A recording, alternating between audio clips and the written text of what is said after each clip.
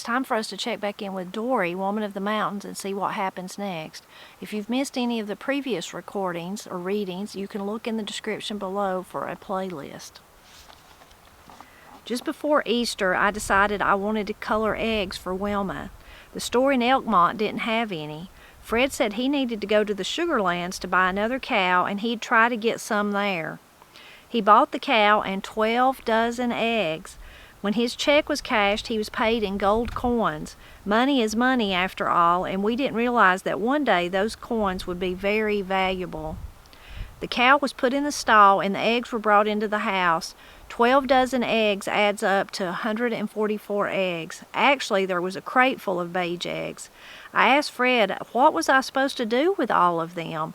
"Boil 'em and eat 'em," was his reply. I didn't know whether to laugh or cry. He at least had bought the fancy dye, and Wilma would have pretty eggs like the ones I saw at Oldham's Creek Church years before. I boiled and colored 24 eggs, a dozen for Wilma and some for the boarders on Easter morning. That only left me 120 to use before they spoiled.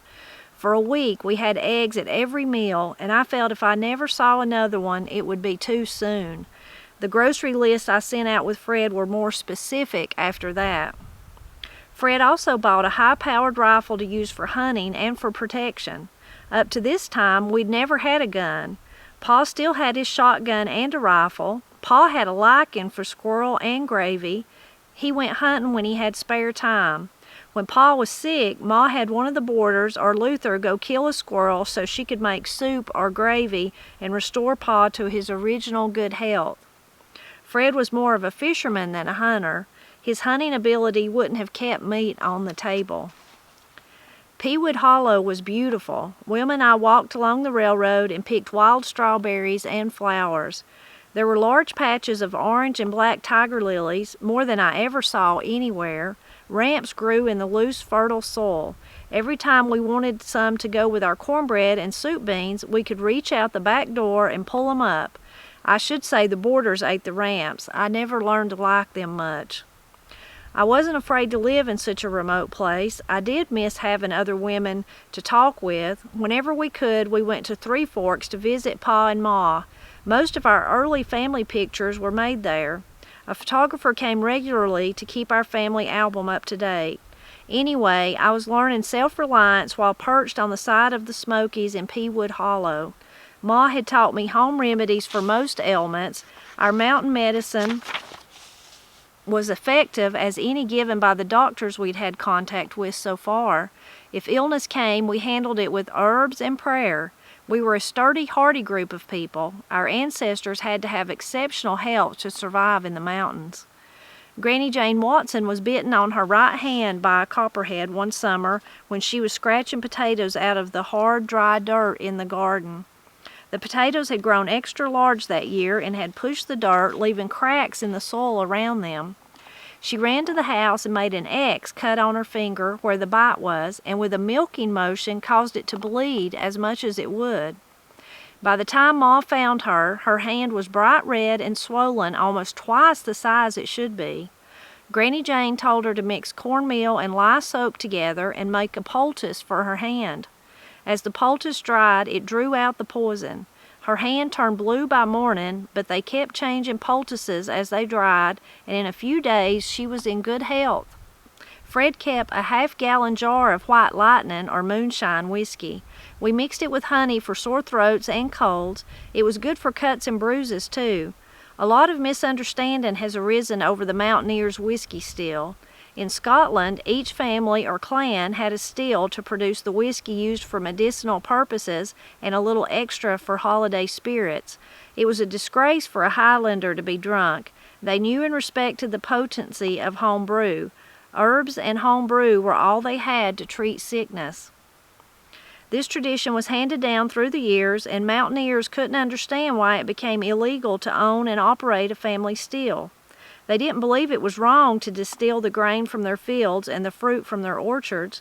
Their ancestors had done it, an honorable and long-standing practice, a custom and skill as much as a domestic right as baking their own bread. Trouble came after the government levied a tax against the distillers.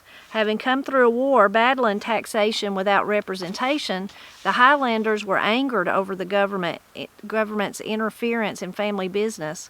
Thomas Jefferson, as president, had replaced the tax on alcohol made in southern mountains, and it stayed tax-free until 1862.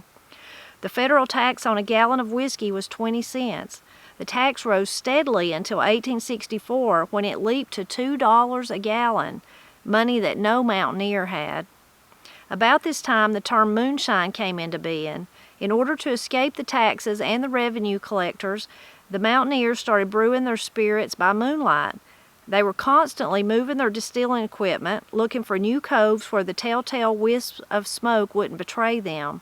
Mind you, the government didn't mind if whiskey was made, so long as they got their share of the money.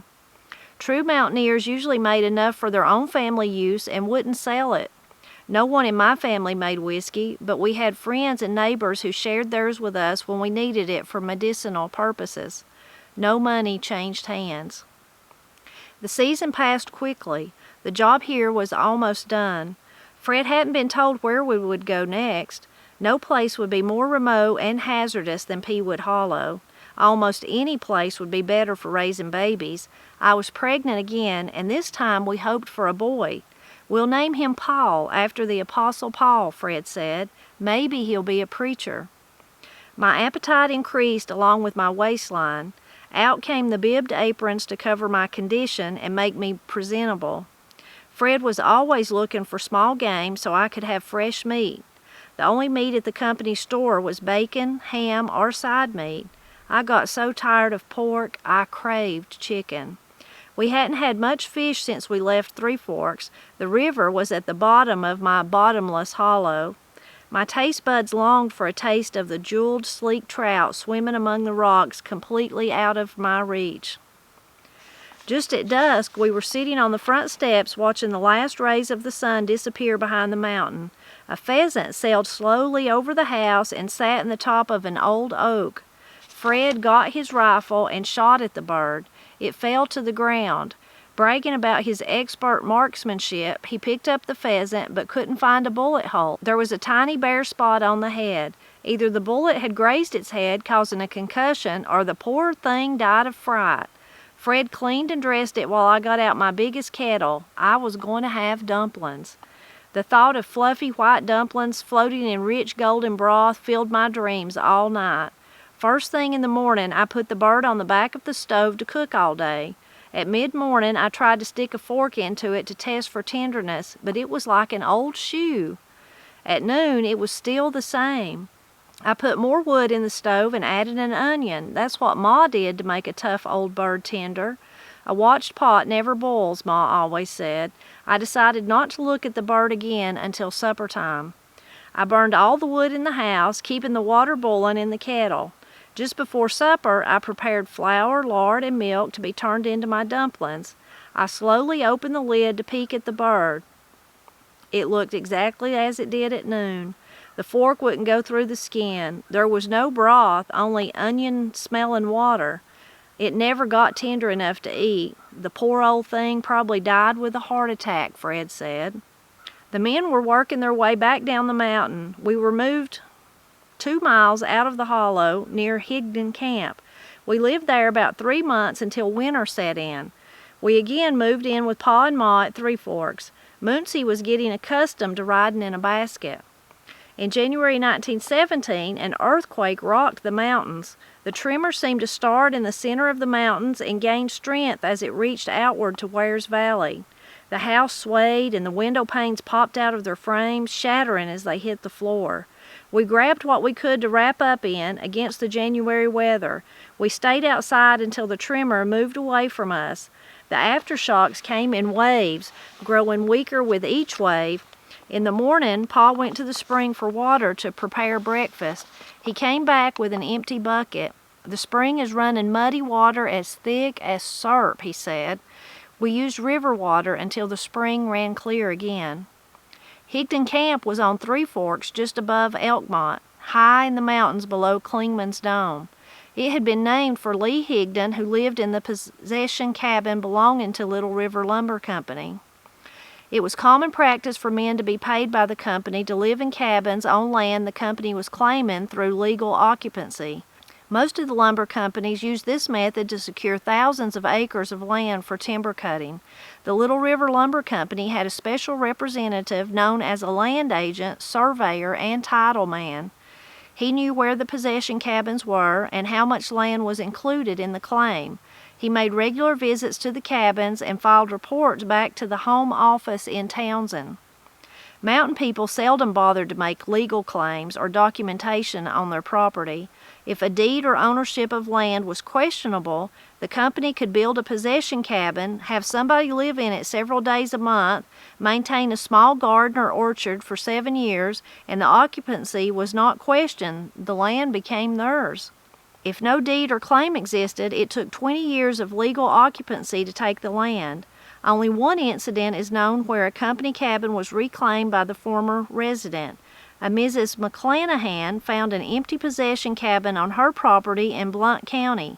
She broke open the door and turned the house over to Belle McCampbell. This was in 1915, and Belle McCampbell was still in the house in 1921. She and the company finally came to a verbal agreement, and they let her stay in the house. Higton Camp was going to be the center for a logging job that was about 3 times bigger than their normal range. Men and equipment were brought in for weeks. Pa and Ma were in charge of the boarding house. Fred and I gave up the railroad car house and moved in with them to help with the work. There would be 8 men living in the house besides us. It was up to Ma and me to cook and take care of them. Pa still worked on the railroad, and Fred was running a skidder. About 100 boxcar houses were scattered on both sides of the river. These houses were almost square in shape, made of tar paper and rough lumber, and of course owned by the company. Several large families had more than 2 units to give them much needed space. The units were not very stable. Earthquakes and strong winds would separate them. It was unnerving to have your house come apart. Fires were always a threat anywhere there were people. The railroad created a severe problem. Flying sparks from trains set many small fires along the tracks. Sparks and cinders belched out of the smokestack, covering the cars behind the engine. Even in the passenger cars, the cinders fell on our heads and clothing. Any wisp of smoke in the woods caused concern. The fire in 1917 was started somewhere along the cutting line, perhaps from a skidder's tinderbox. A small cinder flickered to life, igniting the leaves and debris. Trees lit up like Roman candles. Flames ate through the underbrush and swooshed up the trees, trapping the men higher on the mountain. They ran for any break they could find and out toward the camp. They thought the camp might have already been burning. Fred was trapped behind a searing wall of fire. He had no place to run. The fire was going up the mountain faster than he could run. Smoke and heat were already affecting his mind. He put his hands over his face and prayed. When he raised his head, a small break opened in the firewall, and he dashed through to safety. Winds were driving the flames along the treetops, gathering heat and speed as they went. Trees were exploding, sending fiery debris sailing through the air into the virgin timber. Smoke filled the sky with a gray-black ceiling. It rolled into camp in waves. Our lungs and eyes stung from the thick, heavy fumes still hot from the blaze. All the men made it back to camp and started the evacuation. Fred bolted through the door, out of breath, covered with dirty stains of smoke and soot, and wet with sweat from the intense heat and fear. Looking around, he saw we were all safe. He went limp and fell against the door, while tears of relief fell down his cheeks. His body shook with great sobs. I had never seen him cry before. His self-assured, jaunty shell had been cracked. At that moment, I knew how much we meant to him without him saying a word. After a head count to see if everyone was accounted for, anyone who wanted to leave could take the train out of the danger area. It would make several trips before all the people could go. The fire was burning out of control, and the wind was turning in the direction of the camp. Pa and Ma said they wanted to stay and try to save all their belongings. For the first time, they had things worth saving and couldn't bear to leave them behind.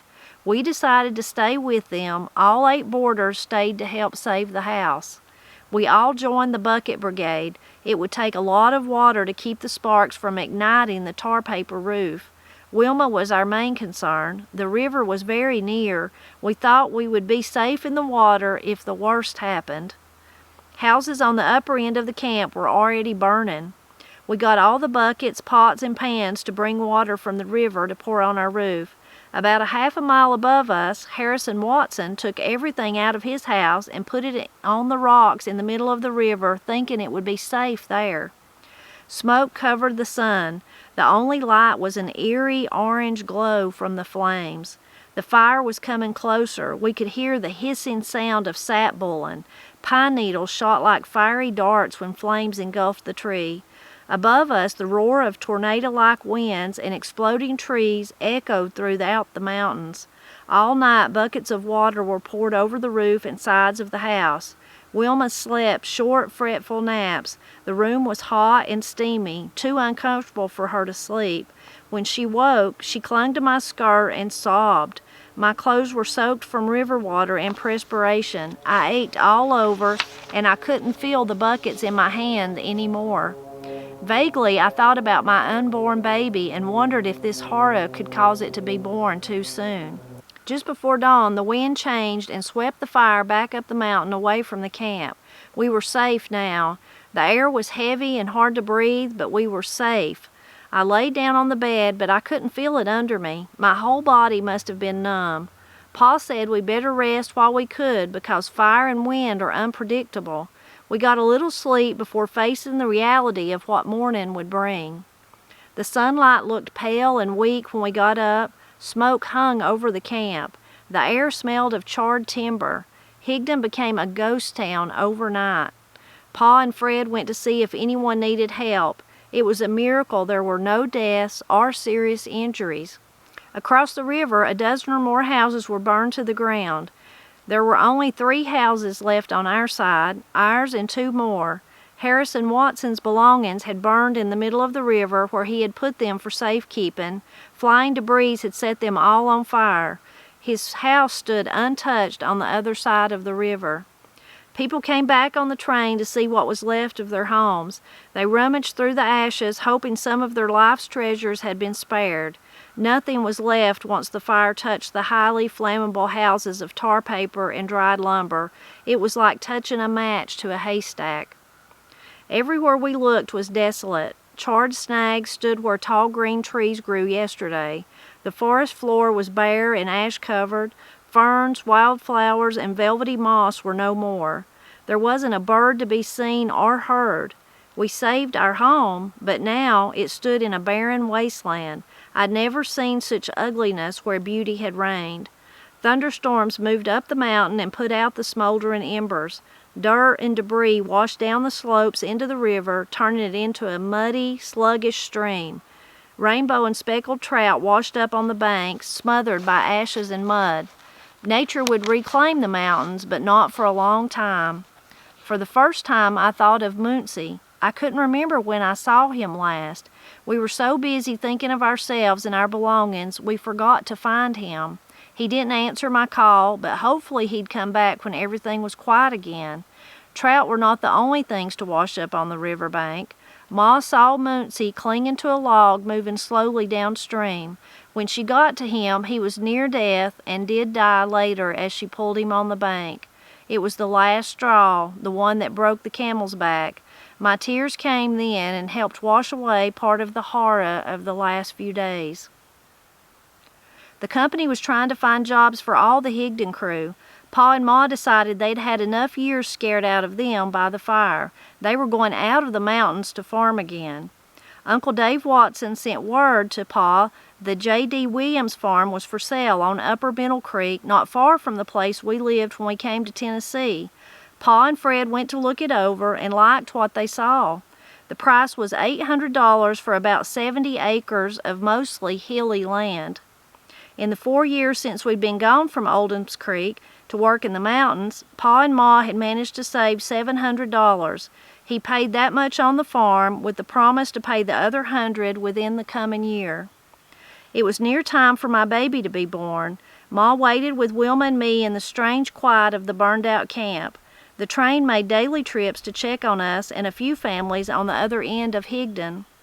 Friday morning, June 22nd, Ma sent word to Elkmont for Dr. Montgomery to come and assist with the birth. This was more difficult than my first one. The terror I had lived through took its toll on my health. Before, I had not been frightened, but now every nerve in my body was in knots. Dr. Montgomery gave me nothing to ease my pain. After what seemed an eternity, my baby came, blue and unwilling or unable to breathe. Ma and Dr. Montgomery pinched his nose and blew into his mouth, trying to inflate his lungs. Nothing happened. Ma told Fred, who had just arrived from Middle Creek, to get a pan of spring water and hurry. She took Paul by his heels, holding his head in the other hand, and dunked him in the icy water. I heard him suck in air. He cried for 2 hours without stopping. He wouldn't nurse. He wouldn't be comforted. He just screamed his objection to being brought into this world at all. We could have done quite well without the doctor. Ma had practically handled the delivery alone. She knew how to save the baby's life at least. Pa and Ma moved to their new home on Middle Creek near the Williamsburg School. As soon as I was able to travel, we were going with them. The fire had given us reason to go out and try our hand at something else. The company train came to Higton, and we loaded everything on the flat cars to be taken to Elkmont, where it would be picked up by wagons for the journey back to Middle Creek. Almost 6 years before, we had made this same trip going into the mountains. Life takes unexpected turns. I never thought I'd be returning to the rounded hills of Oldham's Creek and Middle Creek. So that gets us all the way, that's the end of that section, and then when we pick back up, it will be 1917 through 1924. So another just fascinating glimpse into Dorie's amazing life that she led there in the Smoky Mountains. In this part of the book, so many things jumped out at me, as always. I especially love the description of the ramps, that when they were eating soup, beans, and cornbread, they could just reach out the door and get them some ramps. I wish that we had ramps like that here. Matt and I like ramps, so I especially liked that description. Really interesting, she mentions the earthquakes again. In the last part that we read, they mentioned earthquakes. So it seems like they were really common at that time. In my lifetime here, there's been a few tremors. Really the only one, sometimes people will say, did you feel that? And I'll be like, no, I didn't feel anything. But really the main one I remember has been several years ago now. And it was during the night. And, it's kind of like you're trying to wake up and figure out what's going on. And I have like some ceramic angels, and they were clinking. That's what I could hear, was them kind of on the dresser clinking. That's kind of what woke me up, and just this overall sound, something like a Russian sound. And Matt, it's not funny, but he didn't know what it was either, and he thought it was something outside that had exploded, or an explosion or something. And because if you're dead asleep and then you wake up, so he jumped up and run out on the porch in his underwear. I don't know what he thought he was going to do, but by that point, it just lasts a few seconds. By that time, it was all still again. Then we realized it must have been an earthquake. That must be what we felt. But it's interesting that Dorie talked like they had them very often at that time. And then the fire, what a scary, oh so scary. I just can't imagine being terrified like that of the fire. And poor Fred finding his way back, and then just being overcome with relief and grief and all that at the same time, to know that they were okay. And that was a really touching part, when he just couldn't even hold it together no more and just started crying with relief. He was just so happy that they were okay. But man, that would have been a really horrific thing to go through. And though amazing that no one was hurt or injured, even though they lost so much. That was really amazing. And so sad about the Mr. Watson's belongings. He put them in the river because he thought that would save them, and they still ended up burning. And of course sad about Muncie, after Muncie had followed them all this way and managed to make it. And then that was, like she said, the last straw for Muncie and for hers, when she finally broke down. But that part was sad. And probably the most interesting part of this part of the book, though, for me is, all that's horrific, the fire and all that. and then there's the beauty, the part in the beginning where of the what I read, where her and Wilma are looking for the wild strawberries and along the tracks, and how beautiful the place where they were at was. But is that very ending scene is what I like the most. Is that, again, Dorie's mother, she just can do anything. So there, the doctor couldn't really do anything to save little Paul, the baby that had just been born, but her quick wit, quick thinking, got the spring water and dunked him in the hot, cold, icy cold spring water and brought the baby, made him gasp for that first breath, and then he was okay after that, start breathing on his own. So Dorie's wonderful, but boy, her mother is just amazing. Even though she does have that hard edge that Dorie has noted all through the book, she still was a very amazing woman. Very amazing to think of that, especially under duress. I don't handle that very well. Times in my life when I've had to think quick, I can't think. I can't focus and think about what I need to do. I kind of panic or kind of just go dead and don't know what to do. So I really love that part. But you'll have to tell me what parts that you liked from what I read today. And as always, I hope that you'll drop back by next Friday, because we've got to see what happens next. Now we've got, of course, her mom and pa's still part of it, but we've got Fred and Wilma and baby Paul and Dorie now to see what happens and see if they end up liking it better when they go back to Oldham's Creek.